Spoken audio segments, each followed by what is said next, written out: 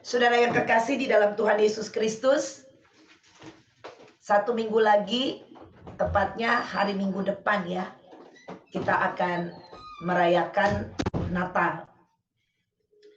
Kita akan memperingati hari kelahiran daripada Tuhan Yesus. Dan saat ini menjelang hari-hari nanti ke tanggal 25, saya percaya kita semua ya, khususnya di hari yang penuh sukacita ini, saudara, kita mempersiapkan segala sesuatu. Ya, mempersiapkan kebaktian Natal, mempersiapkan macam-macam, saudara yang kekasih. Bahkan kalau kita lihat di mana-mana ada dekorasi Natal, dan di sini juga semua pada rata-rata, bukan semua, tapi mulai memakai dekorasi semuanya. Ya, walaupun hanya virtual, tapi mulai pakai dekorasi juga. Ya, saudara, kenapa kita seperti itu? Kita bukan tentang dekorasi ya, bukan tentang, makanya tadi saya katakan bukan tentang diri kita, tapi ini berbicara tentang Yesus, juru selamat kita. Amin, haleluya. Dan Natal adalah sukacita yang besar. The joy of the Lord itu diberikan kepada dunia ini. Ada amin, haleluya. Sukacita Tuhan diberikan kepada dunia ini, saudara, dan sukacita itu adalah tentang keselamatan yang kita peroleh dari Dia. Haleluya. Dan saat ini saya akan berkhotbah dengan judul khotbah Immanuel. Kita akan membuka ayat di Matius 1 ayat 23. Kita perhatikan di sini dikatakan, sesungguhnya anak darah itu akan mengandung dan melahirkan seorang anak laki-laki. Dan mereka akan menamakan dia Immanuel, yang berarti Allah menyertai kita. Haleluya. Saudara yang kekasih, kita bersyukur Yesus telah dilahirkan. Dan dikatakan di dalam firman bahwa Yesus diberi nama Immanuel, yang artinya Allah beserta kita. Kalau berbicara Allah beserta kita, ini berbicara bahwa Dia ada bersama-sama dengan kita. Setiap hari, setiap waktu, setiap jam, setiap menit, setiap detik. Selama kita berada di dunia ini, sampai hari terakhir kita ada di dunia ini, dan kita sambung kehidupan kita di dalam kekekalan. Dia ada beserta dengan kita. Dia tidak pernah meninggalkan kita. Ini sesuatu yang luar biasa. Allah beserta dengan manusia. Saudara yang kekasih, Yesus Kristus 2000 tahun yang lalu telah menjelma menjadi manusia dengan maksud dan tujuan untuk menebus manusia dari dosa. Karena manusia sudah terhilang di dalam kekekalan. Dengan kelahiran Yesus dan tujuan Yesus untuk menyelamatkan manusia, saudara, 2000 tahun yang lalu juga telah tercapai. Tujuannya Dia telah menyelesaikannya di atas kayu salib. Makanya Dia berkata, it is finished. Saudara yang kekasih, Yesus dilahirkan sekali lagi dengan tujuan untuk menyelamatkan manusia. Dan kalau pada hari ini kita bisa berkumpul merayakan Yesus, kita berkumpul hari ini untuk memuji, menyembah, meninggikan Dia, mendengarkan firman-Nya. Saudara, ini karena Yesus telah menjelma menjadi manusia. Dia telah dilahirkan di dunia ini. Dan Dia telah menyelamatkan manusia dari dosa. Dan Dia katakan, barang siapa yang percaya tidak binasa, melainkan beroleh hidup yang kekal. Dan semua kita yang ada di sini, kita adalah orang-orang percaya. Katakan amin. Haleluya. Kita sudah menerima Tuhan Yesus menjadi Tuhan dan Juru Selamat kita. Dia telah lahir, saudara, untuk kita. Dan Dia ada di dalam kehidupan kita. Kelahiran Yesus ini yang adalah Immanuel telah membawa dampak buat umat manusia. Khususnya kepada kita orang-orang percaya. Pada hari ini kita akan melihat di Yesaya 9 ayat 5. Mari sama-sama kita baca. Sebab seorang anak telah lahir untuk kita. Seorang putra telah diberikan untuk kita. Lambang pemerintahan ada di atas bahunya. Dan namanya disebutkan orang penasehat ajaib, Allah yang perkasa, Bapa yang kekal, Raja damai. Haleluya.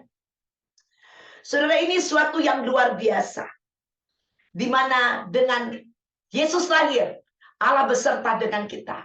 Dan Allah, dia bukan hanya beserta dengan kita, ada dia bersama dengan kita. Tetapi Allah yang beserta dengan kita yang disebut Immanuel ini melakukan banyak hal dalam hidup kita. Dia mau melindungi kita. Dia menyertai kita untuk memprotek kita selama kita ada di dunia ini. Bahkan yang tadi saya katakan, dia beserta dengan kita sampai di dunia kekekalan nanti. Saudara yang kekasih, selama dia ada di dunia ini, kita memerlukan 4 hal. Dengan kelahiran Yesus, dengan Immanuel, ada 4 hal yang terjadi dalam kehidupan kita. Dan kita akan belajar, saudara, dengan Yesus hadir, yang nomor 1, saudara, dia adalah penasehat ajaib kita. Saudara, kalau kita berbicara tentang nasihat, kita berbicara tentang hal-hal yang diberikan kepada seseorang untuk membantu orang ini menemukan jalan keluar. Kalau berbicara penasehat, ini menunjuk kepada pribadi yang memberikan masukan atau memberikan nasihat. Di dunia ini, saudara, kita memerlukan nasihat.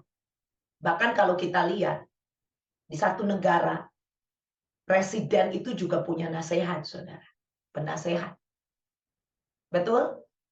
Saudara, di mana-mana kita perlu nasihat. Manusia memerlukan nasihat. Contoh, saudara. Ini contoh yang paling gampang. Kita, misalkan, mau membeli mobil. Dan kita mau membeli mobil, apa mereknya? Ya, kita udah tentukan, saya mau beli mobil merek ini.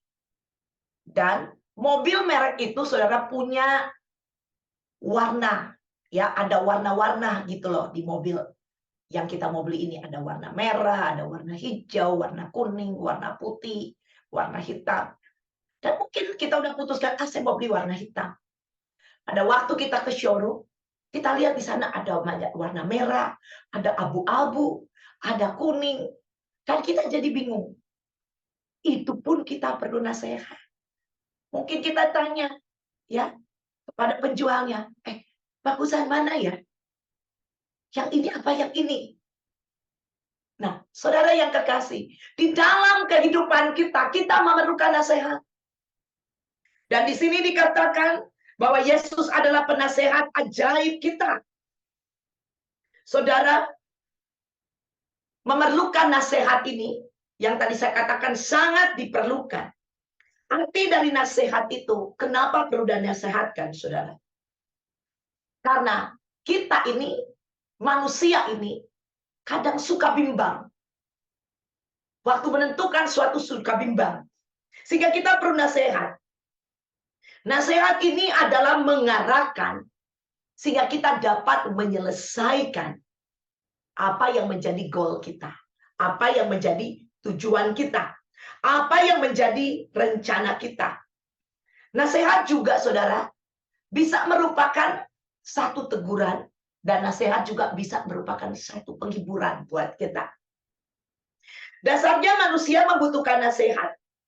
Mulai dari orang biasa sampai pemimpin membutuhkan nasihat. Kita akan melihat apa yang dikatakan tentang nasihat ini. Kita lihat dulu di Amsal 11 ayat 14. Alkitab sendiri yang mengatakan bahwa semua kita membutuhkan nasihat. Kita lihat.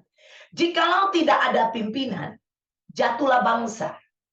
Tetapi, jikalau penasehat banyak, keselamatan ada. Ayat ini menyatakan bahwa kita memerlukan penasehat. Dikatakan bahwa jikalau penasehat banyak, keselamatan ada. Jadi Alkitab menyatakan bahwa kita memerlukan nasihat yang banyak, penasehat yang banyak. Kenapa kita memerlukan penasehat yang banyak? Saudara, karena banyak problem yang kita alami. Betul? Dan problem akan tinggal problem, saudara yang kekasih. Ya, tidak ada jalan keluar kalau kita sebut masalah. Makanya orang Kristen tidak mengenal namanya problem atau masalah. Orang Kristen hanya mengenal namanya situasi atau keadaan. Karena kalau problem nggak ada jalan keluar. Kita punya masalah, berarti ada masalah, nggak ada jalan keluar. Ya, tetapi dengan penasehat yang banyak ini dikatakan keselamatan ada. Kita butuh penasehat yang banyak sehingga ada keselamatan. Nah, ini untuk seluruh umat manusia. Ini yang dikatakan oleh firman Tuhan. Nah, kita lihat Amsal 24 ayat 6 lagi. Satu ayat lagi. Karena hanya dengan perencanaan engkau dapat berperang. Berencana kita bisa berperang. Dan kemenangan tergantung pada penasehat yang banyak. Saudara, dikatakan bahwa kita bisa berperang. Tetapi kalau perang belum tentu menang. Kalau cuma sampai bisa berperang. Nah, untuk memenangkan peperangan kita butuh nasihat. Yang penasehat yang banyak. Contohnya orang mau berperang, saudara. Kita perlu nasihat. Kita butuh untuk mengetahui keadaan musuh. Kita butuh mengetahui senjata dari musuh. Dan kita butuh penasehat untuk memberitahu kepada kita, betul? Untuk berperang. Makanya di sini kalau berbicara penasehat yang banyak, berbicara tentang keselamatan dan berbicara tentang kemenangan dikatakan. Jadi secara umum ini, secara umum bahwa untuk selamat butuh penasehat yang banyak dan untuk menang butuh penasehat yang banyak. Ya, untuk seluruh umat manusia. Nah, saudara yang kekasih, mengapa tadi kita memerlukan penasehat yang banyak? Tadi saya sudah katakan karena di dunia ini kita menghadapi begitu banyak problem. Kita butuh nasihat untuk menang dan selamat. Amin. Nah, yang luar biasa di sini adalah, saudara, kita mempunyai penasehat ajaib. Katakan amin. Haleluya. Saudara yang kekasih, penasehat ajaib kita itu adalah Yesus. Dia telah dilahirkan. Dan kita telah menerima dia. Menerima Tuhan Yesus. Berarti kita memiliki penasehat ajaib itu dalam hidup kita. Nah saudara, kalau berbicara ajaib, itu berbicara sesuatu yang tidak mungkin dilakukan oleh manusia. Atau menurut akal pikiran kita. Standarnya manusia itu akal pikiran. Standarnya manusia itu logika manusia. Dan manusia cuma sampai ke titik logika. Dia tidak bisa pergi di atas logika. Dan kalau kita berbicara tentang ajaib, kita berbicara di atas logika. Kita berbicara tentang yang manusia tidak bisa lakukan. Saudara, kita punya penasehat ajaib. Orang Kristen, orang percaya tidak perlu penasehat yang banyak. Dia hanya cukup mempunyai penasehat yang ajaib. Kalau dia memiliki penasehat ajaib, dia akan menerima nasihat-nasihat yang di atas kemampuan manusia. Ada amin. Haleluya. Saudara, penasehat ajaib ini telah memberikan kita nasihat. Dan nasihatnya ada di dalam firman Tuhan. Kejadian sampai Wahyu. Saudara, di situ berisikan nasihat-nasihat dari penasehat ajaib kita. Untuk itu, saudara, jangan pernah Anda melupakan nasihat-nasihat ini. Jangan pernah Anda, saudara, tidak membaca atau tidak melihat atau tidak mendengar nasihat-nasihat yang sudah penasehat ajaib ini katakan di dalam firman Allah. Itulah sebabnya dikatakan di dalam kitab Yosua, pada waktu Yosua akan pergi, saudara, menuju untuk berperang, masuk tanah Kanaan. Firman Allah berkata, renungkanlah firman ini. Betul, perkatakanlah firman ini. Saudara, bahkan Mazmur 1 berkata, bahwa orang benar adalah orang yang suka merenungkan firman Tuhan itu siang dan malam. Katakan amin. Haleluya. Kita butuh, saudara, nasihat-nasihat dari penasehat ajaib ini. Dan sudah ada nasihatnya. Untuk itu, di tahun 2023 sebentar lagi, 2 minggu lagi kita akan memasuki. Dan tahun ini disebut, saudara, adalah tahun kegelapan. Ya, dan prediksi-prediksi akan terjadi krisis ekonomi secara global, saudara yang kekasih. Akan terjadi macam-macam kelaparan di 2023 dan macam-macam. Saudara yang kekasih, dunia ini sudah gelap sejak dunia jatuh di dalam dosa. Saudara, kita membutuhkan penasehat ajaib dalam hidup kita. Dan penasehat ajaib itu sudah ada di dalam kita. Dan penasehat ajaib itu sudah memberikan nasihat kepada kita dan ada di Alkitab. Dan setiap minggu kita mendengarkan nasihat-nasihat dari penasehat ajaib itu yang akan memimpin kita, yang akan membimbing kita, yang akan membawa kita masuk kepada tujuan Allah sehingga kita dapat mencapai tujuan Allah atau rencana Allah itu terjadi dalam hidup kita. Itu yang pertama.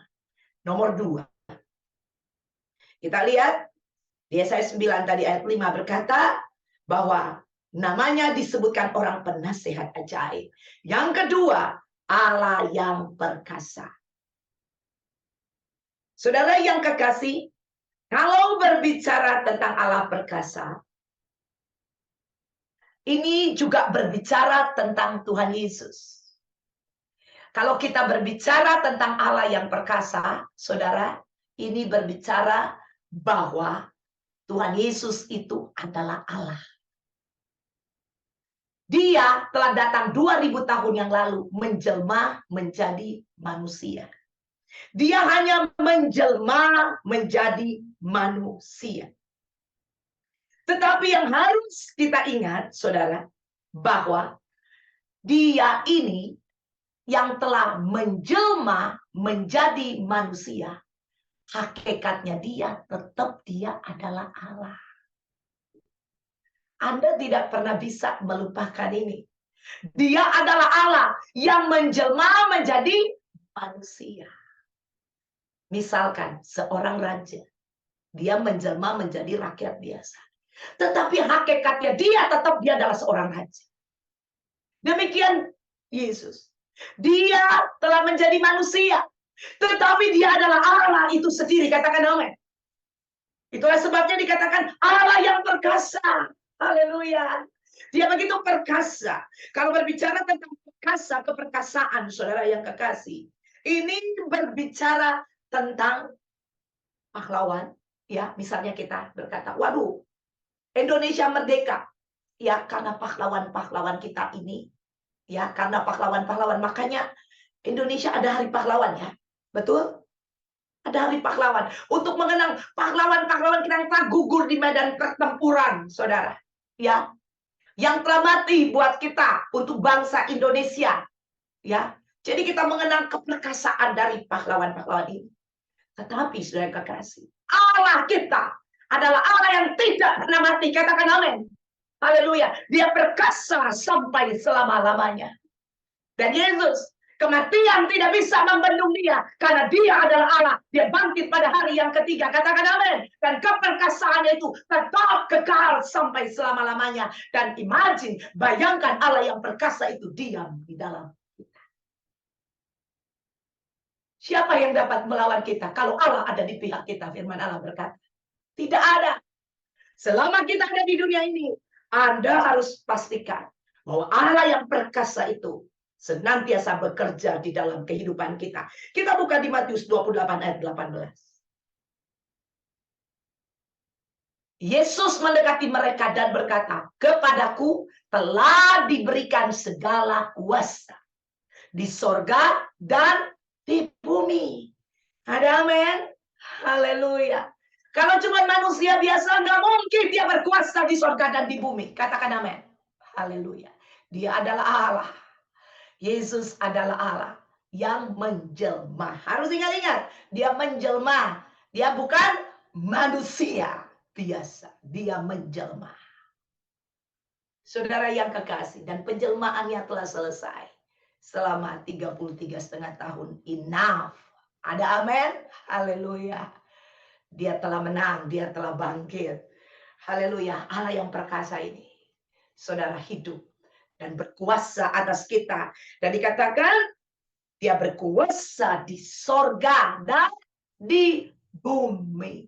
Jadi Anda ada di bumi ini, jangan pernah takut terhadap dunia ini, terhadap bumi ini. Karena Allah berkuasa itu atas bumi dan atas surga diam di dalam kita.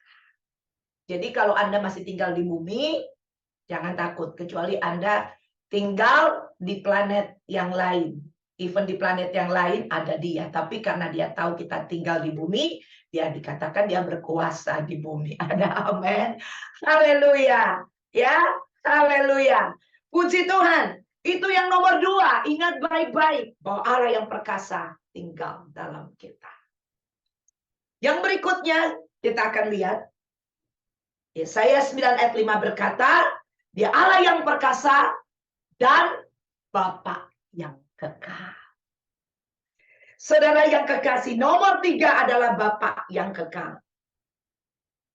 Saudara, berbicara tentang Bapa yang kekal ini berbicara tentang Mesias, yaitu Yesus. Yesus adalah Bapa yang kekal. Dan kalau kita berbicara tentang Bapa, saudara, seseorang disebut Bapak kalau dia sudah punya anak-anak. Betul? Sudah punya anak baru dibilang, oh ini Bapak, papanya si ini. Cuman di Indonesia semuanya dipanggil Bapak ya, Pak. Orang belum punya anak, udah punya anak kita panggil Bapak. Seperti itu dia. Tetapi arti Bapak itu selalu menunjukkan bahwa orang itu sudah memiliki anak. Nah, kenapa dipanggil Bapak istilah seperti itu? Jadi lebih kepada di Indonesia mungkin ya, ini saya yang pakai istilah Bapak ini bukan saya yang buat, tetapi kira-kira mungkin ya. Jadi disebut Bapak itu lebih kepada pengayoman ya, mengayomi gitu loh. Jadi seorang Bapak ini lebih dituakan mungkin ya, jadi panggil Bapak. Baik yang di kantor ya, kita lihat orang masih muda-muda, tapi kalau dia udah punya posisi kan dipanggil Bapak, seperti itu dia. Jadi lebih kepada mengayomi. Mungkin itu, saudara. Tetapi kalau Bapak di sini berbicara tentang memiliki anak-anak. Dikatakan di sini adalah dia Bapak yang kekal. Berbicara kekal di sini berbicara tentang ke depan, masa yang akan datang. Artinya hari ini dia menjadi Bapak kita. Besok juga dia Bapak kita. Lusa dia Bapak kita. Selama kita ada di dunia ini, Yesus adalah Bapak kita. Jadi ingat-ingat. Di dalam diri kita ada Bapak yang kekal. Dia atau Allah di dalam Yesus, dia telah menjadi Bapak kita. Setiap waktu, setiap hari, saudara, ada Bapak. Yaitu Bapak kita adalah Allah. Tinggal di dalam kita. Immanuel beserta dengan kita. Katakan amin. Haleluya. Ini Bapak kita. Dan tugas seorang Bapak, saudara, adalah memimpin. Menjadi pemimpin di dalam berumah tangga. Jadi, izinkan Bapak yang kekal itu yang memimpin hidup kita. Dan seorang Bapak juga, itu adalah pencari nafkah. Saudara, anak-anak itu, kalau dia lihat bapaknya pergi bekerja, saudara, dia tahu bapaknya sedang ngapain. Sedang cari nafkah buat dia. Saudara, kita punya Bapak yang kekal yang menyediakan nafkah buat hidup kita hari lepas hari. Selama kita ada di dunia ini, wow, Immanuel ini dahsyat banget. Amin. Haleluya. Dia beserta dengan kita. Dan Bapak yang kekal juga. Dia adalah pemerhati. Dia memperhatikan kita. Amin. Dia melihat setiap kebutuhan anak-anaknya. Jadi bukan anak yang memperhatikan Bapak. Bapak yang memperhatikan anak. Ada amin. Dan Bapak yang kekal itu ada di dalam kita. Dia juga saudara Bapak yang baik atau Bapak yang benar ini. Dia juga adalah Bapak yang penuh dengan kasih sayang. Dia memberi kasihnya kepada anak-anaknya. Benar, saudara kekasih? Haleluya. Dan Bapak yang benar atau Bapak yang kekal ini juga mendidik anak-anaknya. Dia memberikan pendidikan, saudara. kepada anak-anaknya, ya. Dan bapak yang benar ini juga dia memotivasi, dia mensupport anak-anaknya. Kalau anaknya dia semangat, semangat, dia support anak-anaknya dengan nasihat. Dengan nasihatnya dia, katakan amin. Wah, dahsyat. Saudara, kita telah memiliki segalanya dalam hidup kita. Ada penasehat yang ajaib, ada Allah yang perkasa, ada Bapa yang kekal, dan dia adalah penolong bagi kita. Saudara, seorang bapak akan menolong anaknya. Setiap kali anaknya bilang, "Pak, tolong," dia akan ada di sana untuk menolong. Dan yang lebih hebat lagi, saudara, bahwa seorang bapak, dia akan siap siaga. Dia siap setiap waktu untuk berada di sana pada waktu sang anak memerlukan dia. Bapak-bapak, betul? Haleluya. Tanpa lelah. Ya, tanpa lelah. Kalau bapak di dunia kadang, aduh capek. Bapak di surga tanpa lelah. Dia bukan hanya ada di surga, tapi dia ada di dalam kita. Inilah dia. Kita coba lihat di Matius 7 ayat 11. Jadi jika kamu yang jahat tahu memberi pemberian yang baik kepada anak-anakmu, apalagi Bapakmu yang di sorga, Ia akan memberikan yang baik kepada mereka yang meminta kepadanya. Haleluya. Jadi jika kamu yang jahat, arti yang jahat apa? Artinya kita tidak bisa, saudara, memenuhi segala keperluan. Karena kita terbatas. Manusia itu udah daging adanya. Ya. Dan di luar Tuhan itu daging itu binasa. Jadi kalau berbicara jahat di sini, berbicara tentang daging, saudara. Artinya keterbatasan daripada seorang bapak. Dan even bapak itu, ya, bapak yang jahat, yang benar-benar jahat secara dunia. Misalnya ini bapaknya koruptor, bapaknya maling, bapaknya pencuri, bapaknya pembunuh. Saudara, dia mencoba untuk memberi yang terbaik menurut dia, menurut standar dunia kepada anak-anak. Jadi dikatakan, kalau kamu yang jahat tahu memberi yang baik kepada anak-anakmu, apalagi Bapakmu yang di sorga. Bapak kita yang di sorga, dia mau memprovide semua kebutuhan kita. Makanya dikatakan adalah memberikan yang baik, dia tidak akan memberikan yang tidak baik, tetapi yang baik kepada mereka atau anak-anaknya yang meminta kepadanya. Kalau Anda baca lagi terus, saudara, tapi nggak usah diterusin ayat ini. Saudara, itu dikatakan, kalau anaknya minta roti, nggak mungkin dia kasih ular. Ini jadi berbicara tentang bapak yang memenuhi kebutuhan anaknya. Dan kita lihat lagi di Yakobus 1 ayat 17. Di sini dikatakan, setiap pemberian yang baik dan setiap anugerah yang sempurna datangnya dari atas, diturunkan dari Bapa segala terang. Padanya tidak ada perubahan atau bayangan karena pertukaran. Nah, perhatikan di sini. Bahwa seorang bapak, dia memberi pemberian yang baik kepada anaknya. Dia nggak pernah memberikan pemberian yang tidak baik. Bahkan dikatakan anugerah yang sempurna. Berbicara anugerah, berbicara adalah pemberian yang tanpa batas pertama, dan pemberian yang tanpa menuntut imbalan. Dan yang ketiga, pemberian yang diberikan kepada kita bukan karena kita performance apa-apa kepada Bapak kita. Tidak. Jadi ini anugerah diberikan kepada anak-anaknya. Bayangin, dan dikatakan bukan hanya anugerah yang sempurna. Jadi kalau Bapak menganugerahkan kepada kita, itu sempurna adanya.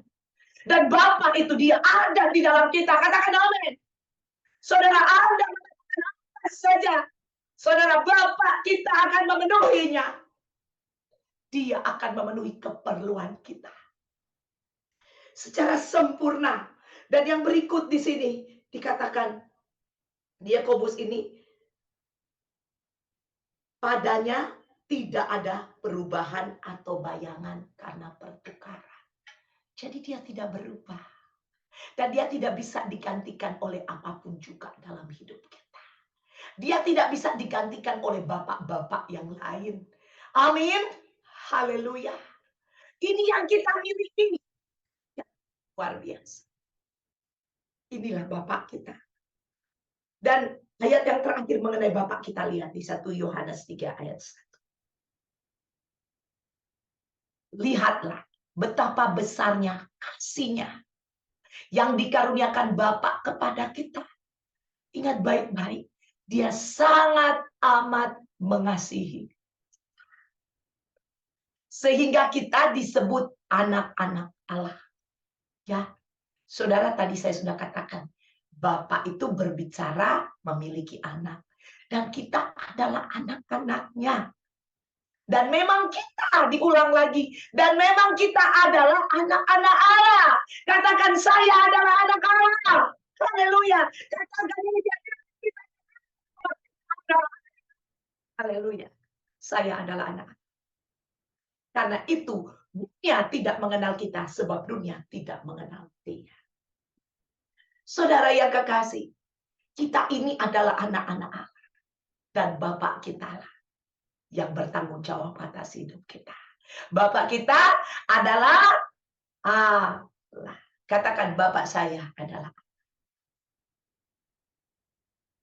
Haleluya. Sekali lagi katakan dan dengar. Sehingga kita tahu dan yakin Bapak saya adalah Allah. Amin. Haleluya. Haleluya. Dan sifatnya adalah setiap hari. Dia menjadi Bapak kita. Puji nama Tuhan. Yang terakhir adalah Raja Damai.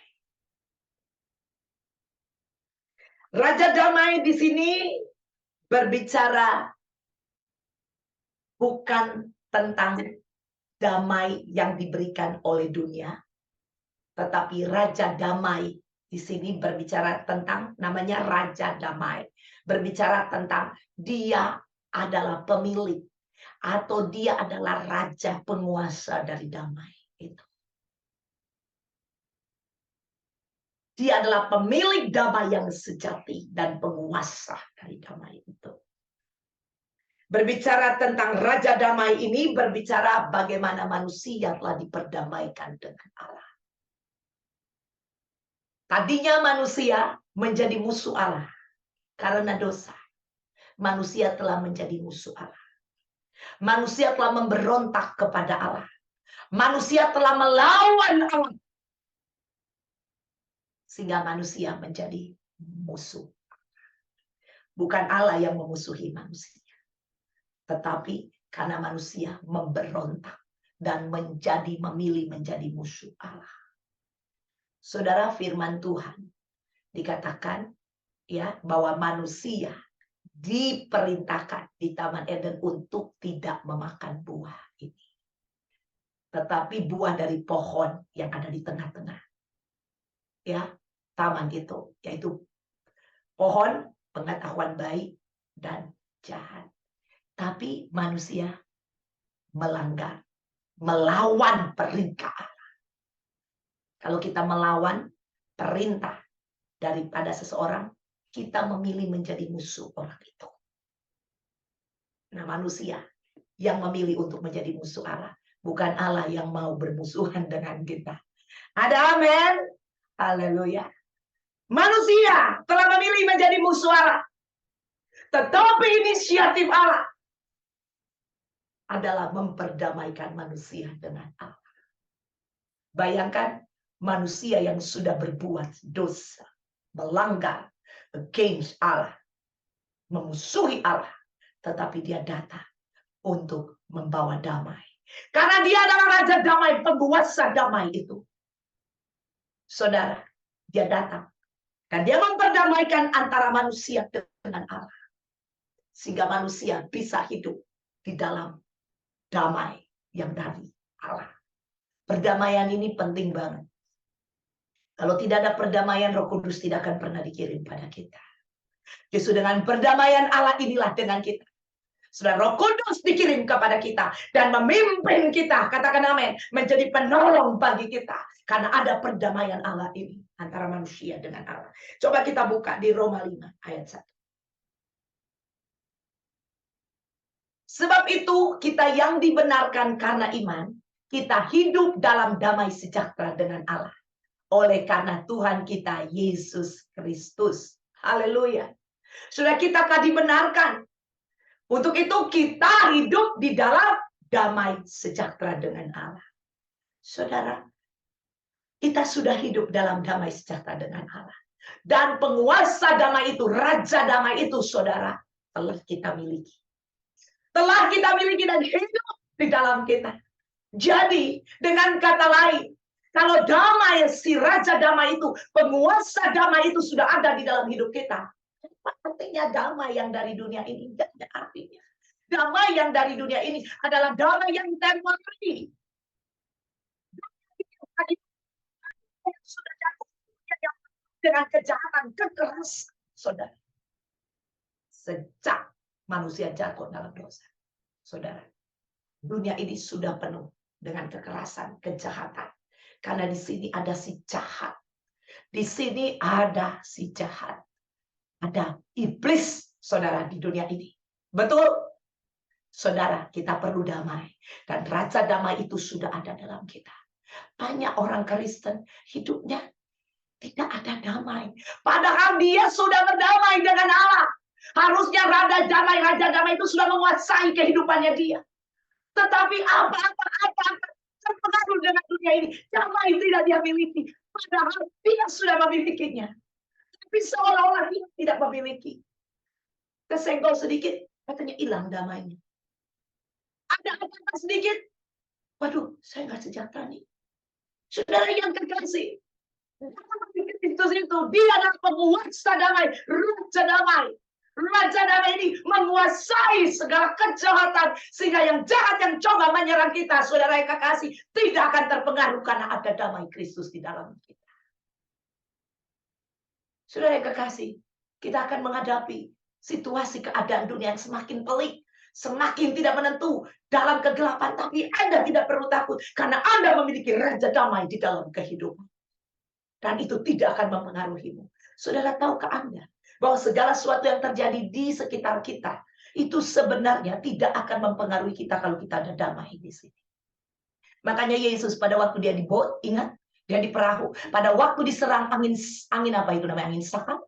Pada waktu diserang oleh angin, ya, saudara yang kekasih.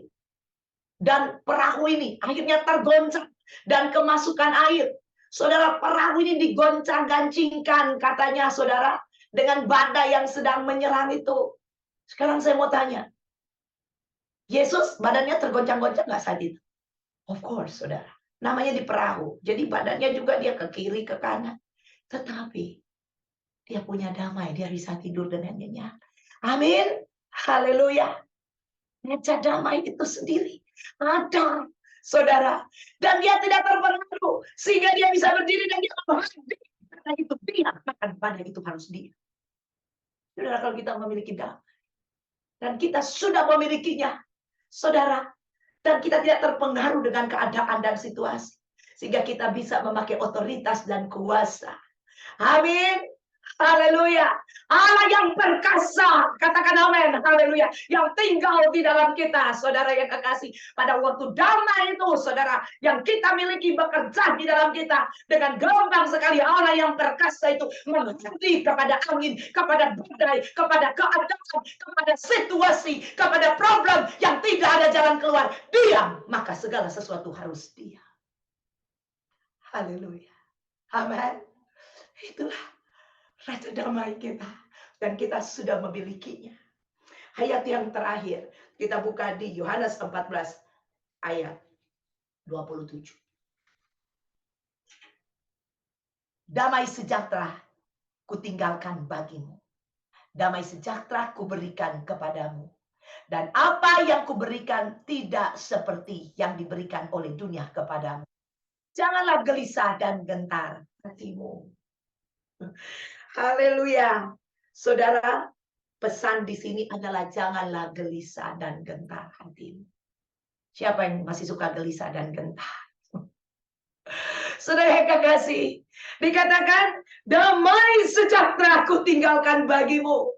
Dia sudah tinggalkan damai itu bagi kita, yaitu Yesus sendiri yang adalah damai itu sudah ada di dalam kita lewat Roh Kudus. Katakan amin. Haleluya. Sifatnya itu yang saya katakan bukan temporary, tetapi sifatnya kekal.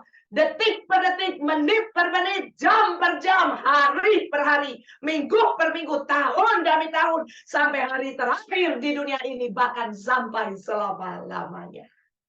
Harus ingat, kalau Tuhan berjanji itu demikian, saudara yang kekasih. Jangan Anda dengar firman Tuhan seolah-olah janjinya cuma untuk hari ini, terus besok nggak ada janjinya. Atau janjinya cuma lagi dengar khotbah. Sesudah 2 jam lagi janjinya hilang, saudara. Ya, saudara, kalau Allah berjanji, ingat, dia Bapa kita.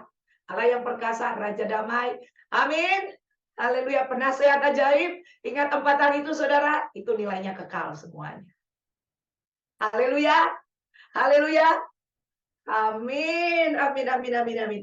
Dikatakan, damai sejahtera kuberikan kepadamu. Dan apa yang kuberikan tidak seperti yang diberikan dunia kepadamu. Bapak gak mau ada yang dunia berikan kepadamu. Dia mau memberikan yang melebihi standar dunia. Saudara, kita sudah memilikinya. Kita sudah memiliki Raja Damai itu dalam hidup kita. Jangan cari-cari lagi perkara sama dunia ini. Saudara, berperkara dengan dia, bukan dengan dunia ini. Kalau Anda berani cari-cari dengan perkara dengan dunia ini, Anda berani buka hati kepada dunia ini, Anda akan dihancurkan oleh dunia ini. Kita sudah memiliki Raja Damai. Biar damai itu memerintah atas kita. Raja berbicara tentang pemerintahan. Biar Raja Damai itu yang memerintah hati dan pikiran kita. Jangan izinkan saudara dunia ini yang memerintah. Jangankan dunia, Anda aja nggak boleh memerintah kok. Karena kita manusia sifatnya daging adanya. Kalau Anda yang perintah, daging semua yang keluar, bukan damai. Ya, yang adanya bukan damai, malah hiruk pikuk, saudara yang kekasih. Haleluya. Mari saudara yang kekasih, keempat hal ini, Immanuel, Allah menyertai kita. Saudara, dengan membawa keempat hal ini, ya, ada di dalam kehidupan kita. Dia sebagai penasihat ajaib kita. Dia sebagai Allah yang perkasa. Bapa yang kekal. Raja damai yang ada di dalam kita.